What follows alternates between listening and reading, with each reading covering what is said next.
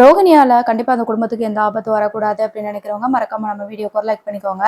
இப்போ ரோஹிணி வந்து ஸ்ருதியோட அம்மா கிட்ட இருந்து 2,00,000 பணத்தை கேட்டு போய் வாங்க போயிருக்கிறாங்க. இதை வந்து கொஞ்சம் கூட நம்ம எதிர்பார்த்திருக்கவே மாட்டோம் இல்லையா?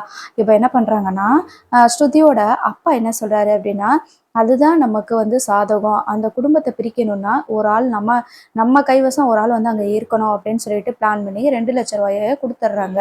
இப்போ இந்த 2,00,000 வாங்கிட்டு வந்த ரோஹிணி என்ன பண்றாங்க அப்படின்னா, 1,00,000 விஜயா கிட்ட கொடுத்து அவங்க கிட்ட நல்ல பேர் வாங்கிக்கிறாங்க. இன்னொரு 1,00,000 வித்யா கிட்ட போய் கொடுத்துட்றாங்க. இதோட உனக்கு எனக்கு எந்த சம்மந்தமும் கிடையாது அப்படின்னு சொல்லிடுறாங்க. இப்போ இந்த 1,00,000 கொடுத்துட்டாங்க, ஸ்ருதியோட அம்மா கிட்ட இருந்து தான் வாங்கினேன் அப்படின்ற விஷயத்த யாருக்கிட்டையுமே வந்து சொல்லலை.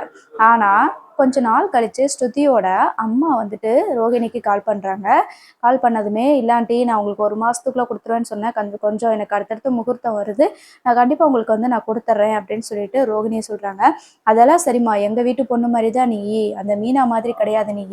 எப்பயுமே எனக்கு வந்து ஒரு மதிப்பு மரியாதையை நீ கொடுப்ப, ஸ்ருதி மாதிரியே நீயும் என் மேல அன்பா இருப்ப. அதனால நான் உன்கிட்ட வந்து பணத்தை கேட்கறதுக்காக நான் ஃபோன் போடல.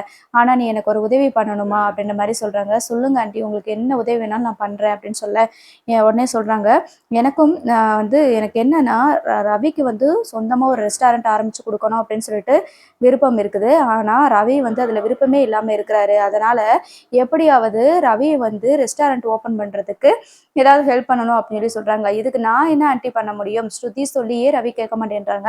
நான் என்ன பண்ண முடியும் அப்படின்ற மாதிரி ரோஹிணி வந்து கேட்குறாங்க.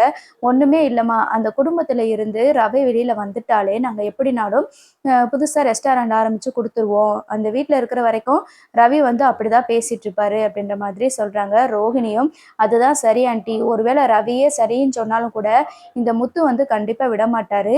அதனால கண்டிப்பா ரவி இந்த வீட்ல இருக்கிறது பிரச்சனை தான் அப்படின்ற மாதிரி சொல்றாங்க.